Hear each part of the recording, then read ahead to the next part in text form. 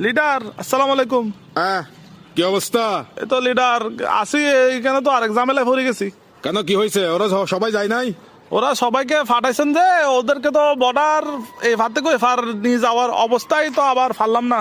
কি হয়েছে এটা বলো, ওদেরকে ফার করা খুব জরুরি। ওদেরকে ফার করাবো কেমনে? ওরা তো মুততে মুততে বসে গেছে। তোরা মুততে বসে গেছে, ওরা কি ছাগল নাকি মুততে বসলে আজ ধরে ফেলছে? ওরা মুততেছে। তোরা মুততেছে কি হবে? ওদেরকে যেমন ওদের যার মধ্যে ট্যাপ বাঁধে হইলে ওদেরকে ফাটাই দাও না।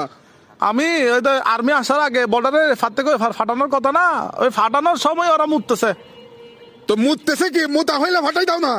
হয় নাই তো, ওরা তো এখনো মুততেছে। আমি বুঝলাম না, ওরা কি মানুষ নাকি মুতের টাংকি?